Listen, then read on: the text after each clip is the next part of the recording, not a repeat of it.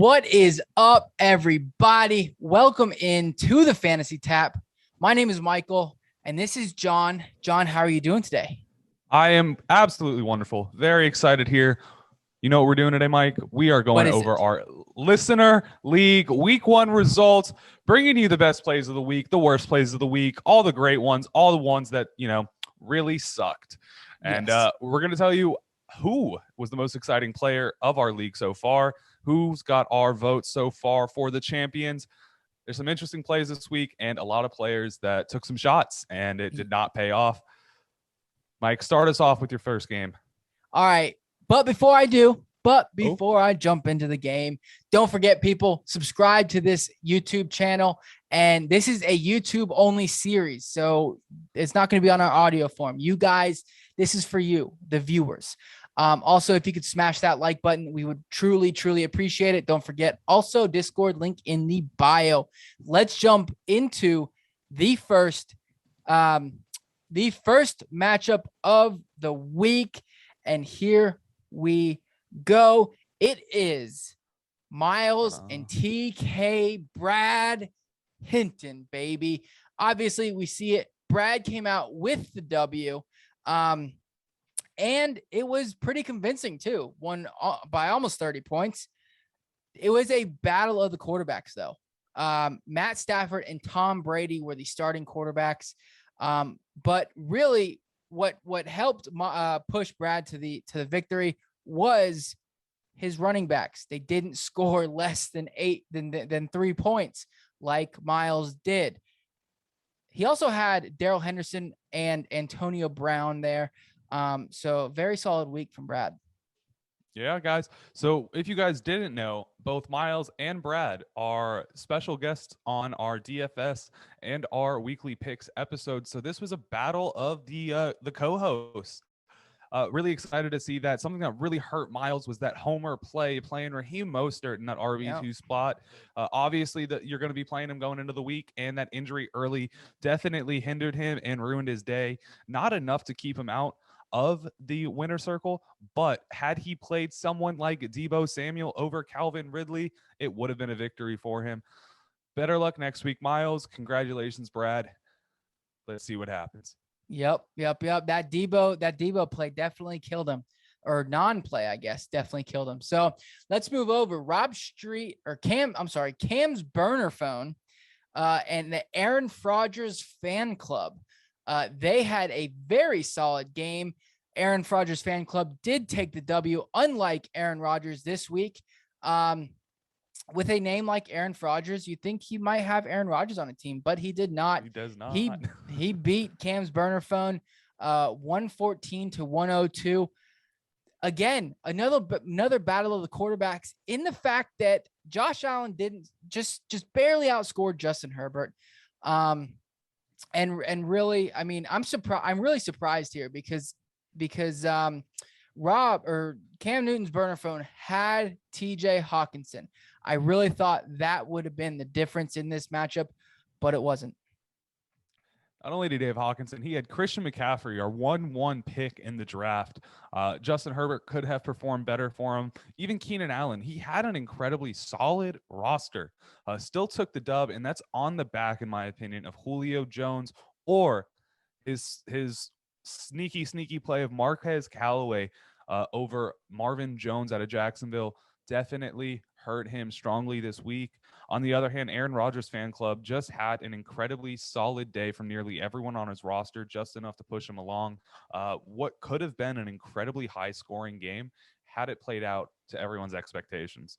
Yes, and that Pittsburgh defense definitely helped out, scoring him 18 points. They had that fumble recovery. They had a pick six, or I'm sorry, a special teams punt block for 6. So that really helped them there.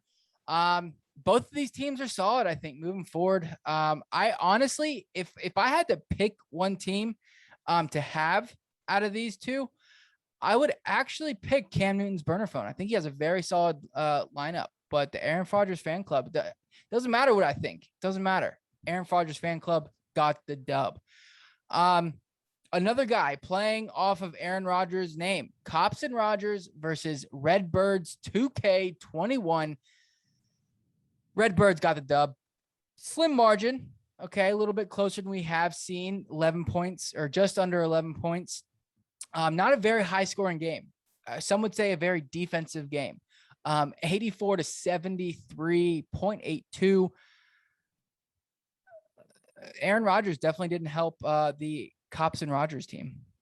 No, absolutely not. He actually on his bench were two names you definitely wouldn't have slotted into this lineup looking at the names before the week started. But in hindsight, either the play of Sterling Shepard at any of his receiver positions or Baker Mayfield at that quarterback would have won him the week. The only mistake you can see Redbird making this week, which again, not something you could have expected, but possibly could have, was playing Kyle Pitts over Rob Gronkowski. Definitely something that's going to hurt that point total this week. Could have really shored up that victory and not been the lowest scoring match of the week. But hey, someone's got to be it. Yep, that is the truth. That is the truth. Also, Melvin Gordon sat over AJ Green. AJ Green got the start. I know he is a Cardinals fan, so maybe a little bit of homer bias there. Hey, did a solid week. As long as you get the win, it doesn't matter about the points. Congratulations. Congratulations, Redbird. Moving over, the Frothy Pigskins versus Team Suck It Easy. What a name. Both of these names, great. Frothy Pigskins, though, by far the points leader on the week. 180 points this week to and beat Team Suck It Easy versus over 100 to 126. Geez, can't speak right now. Frothy Pigskins, I will say, did go with that almost literal zero RB strategy. He had two running backs going into the week before he picked up Tyson Williams. Kyler Murray, DeAndre Hopkins got it done for him. And then, of course, Tyreek Hill. His wide receivers, John, are just stacked. Absolutely Tyreek Hill, DeAndre Hopkins, CeeDee Lamb, Cooper Kupp. You can't ask for a better stack. You really can't. I'm glad he went with my play of the week in Cooper Kupp. Definitely someone he didn't even need to roster to win this week, though. An amazing week. Love how that draft turned out to you. Kind of just proves the value of that zero RB. Just a reminder to everyone, Mike is also doing that zero RB series. I think an episode released the day we are recording this right now. So make sure you guys go back and check that out. See how his team's doing. Let us know what you think. Maybe give him some advice. I actually don't know if he won that week or not. I did, baby. 130 points. It was a pretty easy dub, or pretty good dub. Not easy. I'll never say a dub's easy, but pretty good dub. Won by almost 40 points. So that's solid. Now, something that I'd like to just point out from Suck It Easy, even though that 120 points would have won most of the matchups this week, still had Derrick Henry on the roster, only putting up 9 points, as well as throwing Hunter Henry in at that tight end position. Could have had a big blowout game, but when you have the player you're going against being the highest scorer by over 30 points on the week, it's hard. It's just an L you got to chalk up early. Yeah. I definitely. I think that Team Suck It Easy will definitely have a few wins in his future, but unfortunately, playing a team that stacked is really really difficult. And I will say before we move on to our next matchup, that Tyson Williams play, picking him up the week before, or the couple days before the week, and getting almost 17 points out of him. That's just, Frothy Pigskins, as of right now, obviously being the highest scorer in the week, is the team to beat. Moving over, KBKC. He was actually a guest on our show during the live draft. This is easily the closest game of the week. One PNW 360 beat KBKC 104.8 to 102.52. John, that is very close talking fantasy points. 2.3 point difference is absolutely a very tight game. He did make an amazing play. I'm going to give him credit for it. Throwing Jameis Winston in at quarterback. Don't believe he had many other options, though. He is his only quarterback, so he is riding that train all the way to victory.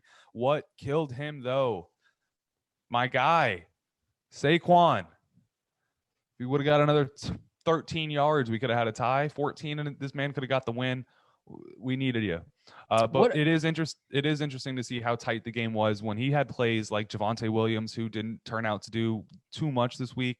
De'Ami Brown actually lining up in his receiver position and then still only losing by 1.3. It's a solid play this week. I think I know he talked about how hot he was on De'Ami Brown.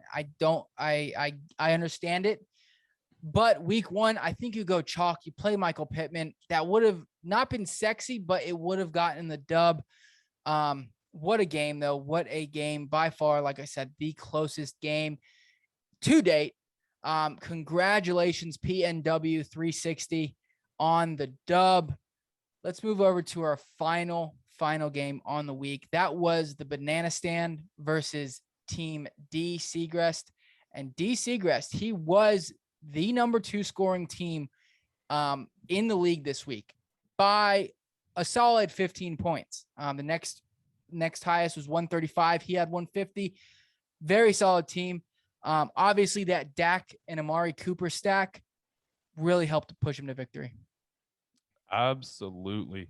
One thing to note, though, that's a little sad to see, 58-week, the Banana Stand, did not get the notice out in time that OBJ was not playing this week. Could have gotten himself another 6 points on the field.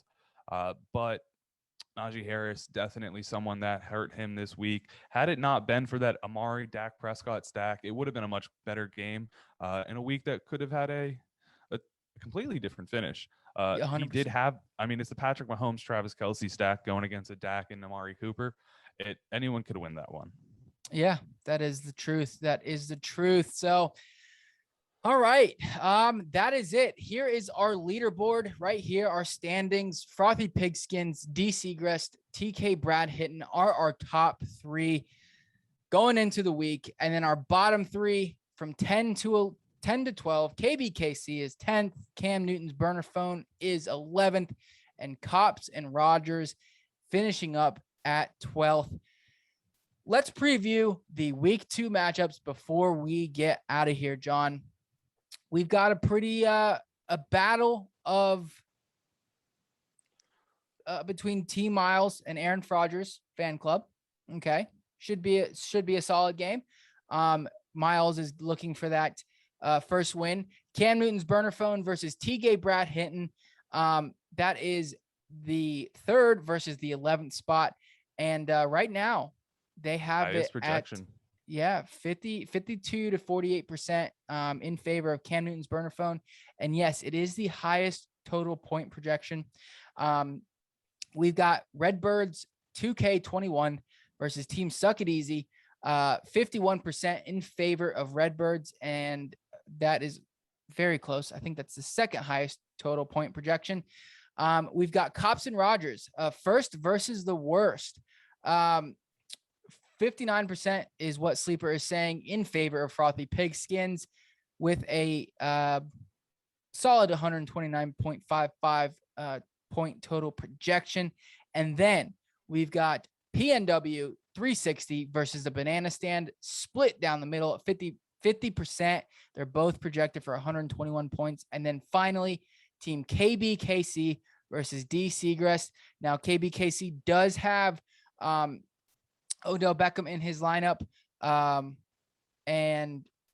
He took him out. He has De'Ami Brown in his lineup, which is pretty ballsy. So let's see if he keeps that there. He also has DeAndre Swift on the bench. So should be a very, very solid week.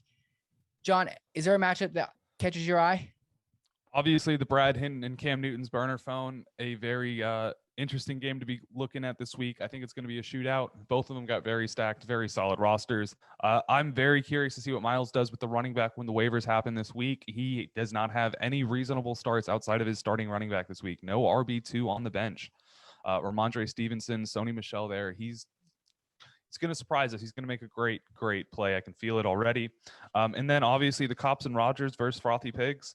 This is a chance for Wilson to turn it around. Yep. Lowest scorer versus highest scorer. He's got his chance to make a name for himself in this league.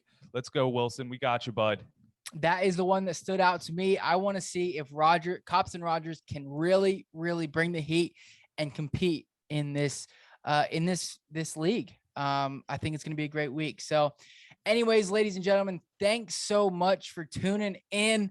We will see you next Wednesday with our week 2 recap. Let's see who gets these dubs and our week 3 preview. All right, people, we will see you later. Peace out, guys.